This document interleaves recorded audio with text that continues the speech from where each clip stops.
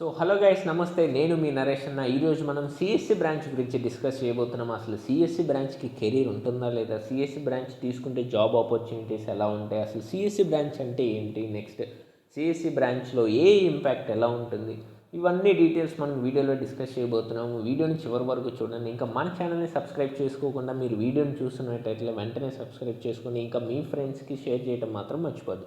Let's get into the video. CSE బ్రాంచ్లో అసలు ఏమేమి ఉంటాయి, సిఎస్సి బ్రాంచ్ అంటే ఏంటి? సిఎస్సి బ్రాంచ్లో మెయిన్గా ఉండేవి ఏంటంటే డేటాబేసెస్, యాప్స్, వెబ్సైట్స్, ఇంకా సైబర్ సెక్యూరిటీ, ఏఎంఎల్ కూడా సిఎస్సిలో ఒక పార్టే. కంప్యూటర్ అనేది ఇప్పటివరకు ఏంటంటే జీరో ఐక్యూ తోటి ఉండే ఒక మెషిన్. ఇప్పుడు ఏఐ అంటే ఏంటంటే కొంత ఐక్యూని యాడ్ చేయటం కంప్యూటర్కి, అదే ఏఐ. ఇప్పుడు ఈ ఏఐ జాబ్స్ అనేది ఎలా రీప్లేస్ చేస్తుంది? ఫస్ట్ థింగ్, ఏఐ అనేది ఎవరి జాబ్స్ని రీప్లేస్ చేయదు, ఇది క్లియర్. మరి జాబ్స్ ఎవరు రీప్లేస్ చేస్తారు? ఎవరైతే ఏఐని యూజ్ చేసి ఒక టాస్క్ని ఫినిష్ చేస్తారో అతను నీ జాబ్ని రీప్లేస్ చేస్తారు. అంటే ఉన్న జాబు ఇద్దరు పర్సన్లు ఉన్నారు, అతనికి ఇవ్వాలా ఇతనికి ఇవ్వాలని ఉంటుంది. ఎవరికైతే ఏఐ యూజ్ చేసి టాస్క్ని ఫినిష్ చేస్తాడో అతనికి జాబ్ రావడానికి ఎక్కువ స్కోప్ అనేది ఉంటుంది. సో ఫస్ట్ థింగ్, మీ అపోహ అనేది ఒకటి తీసేయాలి. ఏఐ ఎవరి జాబ్స్ని రీప్లేస్ చేయదు.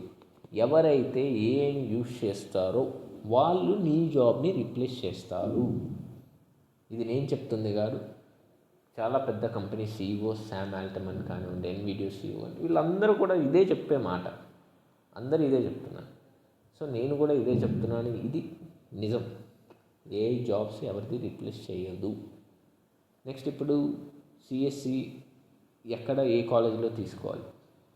ఫస్ట్ థింగ్, బ్రాంచ్లో కాలేజ్ రోల్ ఏంటి అంటే, కాలేజ్ అనేది నీకు ఛాన్స్ ఇస్తుంది.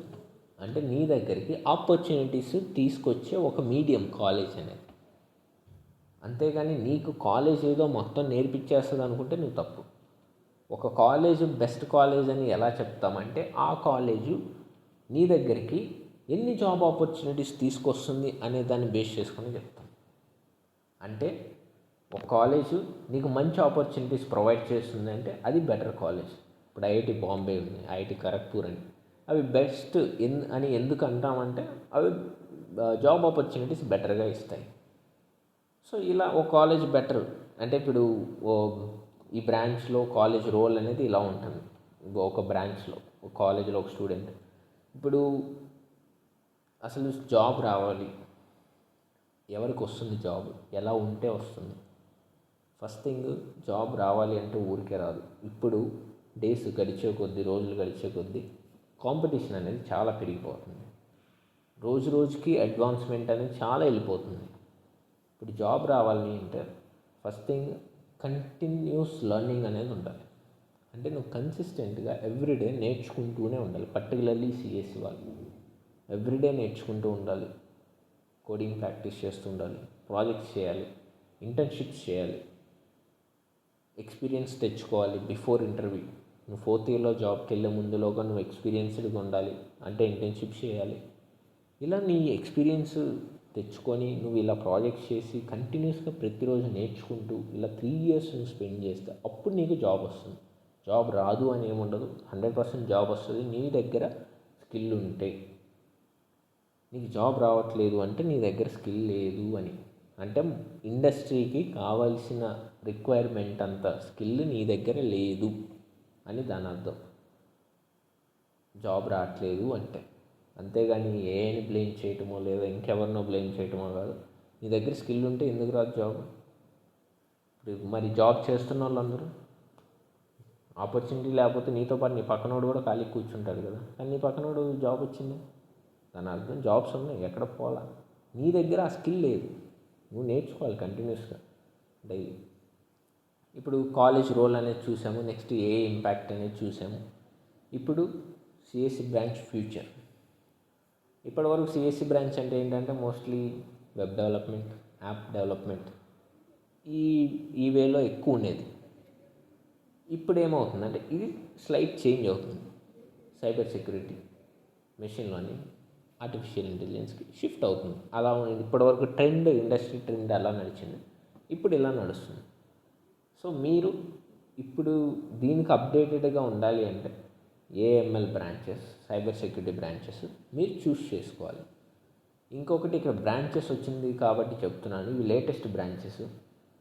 ఇండియాలో నిజం చెప్తున్నాను, రియాలిటీ చెప్తున్నాను, ఇండియాలో ప్రతి కాలేజీలో తీసుకుంటే ఇప్పుడు almost AML branches, cyber security branches వచ్చేసాయి. కానీ ఇండియాలో ఉన్న ఫ్యాకల్టీ ఈ ఏఎంఎల్ని కానీ, డేటా సైన్స్ని కానీ, లేదా సైబర్ సెక్యూరిటీ కానీ టీచ్ చేసేంత క్యాపబిలిటీ లేదు. ఫ్యాక్ట్ ఇది, 100% ఇండియాలో లేదు. ఇప్పుడు ఉన్నవాళ్ళు, ఇప్పుడు మీరు ఎలా అయితే ఇంజనీరింగ్కి వెళ్ళి నేర్చుకుంటున్నారో అలాగే మీతోటి ప్యారలల్గా ఆల్రెడీ ఉన్న ఫ్యాకల్టీ, ప్రొఫెసర్లు నేర్చుకుంటున్నారు ఇప్పుడు. ఫ్యాక్ట్ ఇది. వాళ్ళు నేర్చుకొని వచ్చి మీకు చెప్తున్నారు. అంటే ఇప్పుడు ఫ్యాకల్టీ అనేది లేదు ఇండియాలో. మీరు ఏ యూనివర్సిటీ తీసుకున్నా, ఏ ఐఐటి, ఈవెన్ ఐఐటీస్ తీసుకున్నా కానీ కొంచెం లేదు, అంతంత మాత్రమే. ఇంకా మీ బెటర్ కాలేజ్కి వెళ్ళే కొద్దీ కొంచెం ఇంప్రూవ్మెంట్ ఉంటుంది ఆ ఫ్యాకల్టీలో. సో రియాలిటీ ఏంటంటే ఏఎంఎల్కి ఫ్యాకల్టీ లేరు. కానీ నేను ఇందాక ఒక విషయం చెప్పాను, కాలేజ్ అనేది కేవలం నీ దగ్గరికి ఆపర్చునిటీస్ తీసుకురావడానికి మాత్రమే, అంతేగాని నువ్వు నేర్చుకోవడానికి కాలేజ్ అనేది అంతగా వర్కౌట్ అవ్వదు. ఫస్ట్ థింగ్ గుర్తుపెట్టుకోవాలి, ఏదైనా సరే సెల్ఫ్ లెర్నింగ్. నువ్వు ఎంత నేర్చుకున్నావు నీ సెల్ఫ్గా అనేది మాత్రమే మ్యాటర్ అయింది. ఇప్పుడు సబ్జెక్ట్స్ చాలా ఉంటుంది, ప్రతిదీ బోర్డు మీద చెప్పాలంటే ఎవరు అంత టైం ఉండదు. సో సెల్ఫ్ లెర్నింగ్ అనేది చాలా ఇంపార్టెంట్. నువ్వు ఓన్గా ప్రాజెక్ట్స్ చేయాలి, ఇంటర్న్షిప్స్ చేసుకోవాలి. తర్వాత థర్డ్ ఇయర్లో, సెకండ్ ఇయర్ అయిపోయిన దగ్గర నుంచి థర్డ్ ఇయర్ స్టార్టింగ్ నుంచి ఇలా నువ్వు ముందుకెళ్ళాలి. అంతేగాని ఎవరినో బ్లేమ్ చేస్తూ నేనేదో జాబ్స్ లేవని చెప్పేసి అని చెప్పేసి ఇలా ఉండదు. సో ఇప్పుడు ఏంటంటే జాబ్స్ ఉన్నాయి, ఎక్కడ పోలేదు నువ్వు, కాకపోతే కాంపిటీషన్ పెరిగింది. ఇంతకుముందు స్కిల్ నేర్చుకున్నాడు, ఇప్పుడు కొంచెం ఎక్స్ట్రా నేర్చుకోవాల్సి వస్తుంది.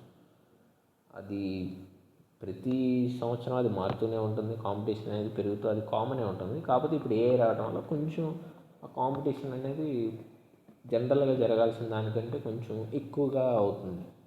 సో దానివల్ల కొంచెం అటు ఇటుగా ఉంటుంది. కానీ నువ్వు నిజంగా నేర్చుకునే ప్రాజెక్ట్స్ చేసి నిజంగా అయితే నువ్వు ఖచ్చితంగా క్రాక్ చేయగలవు జాబ్, పెద్ద మ్యాటర్ ఏం కాదు.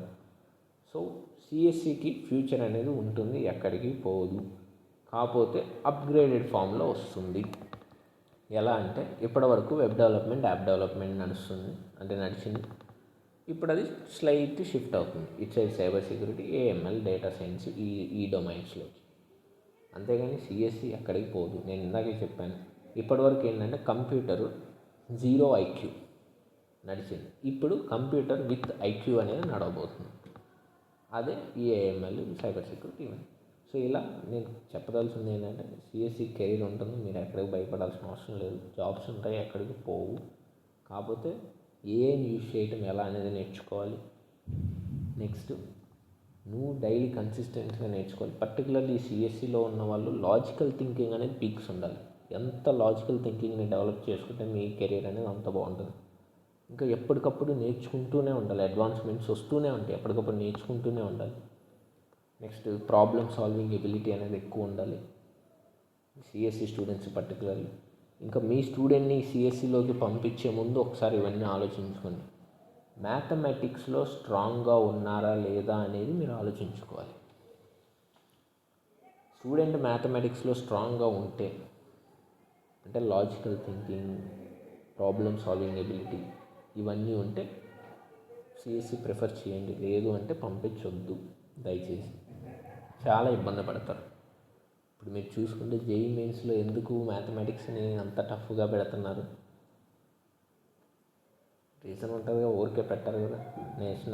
NTA national level one of the toughest exam, దాంట్లో ఎందుకు అలా పార్షియాలిటీ?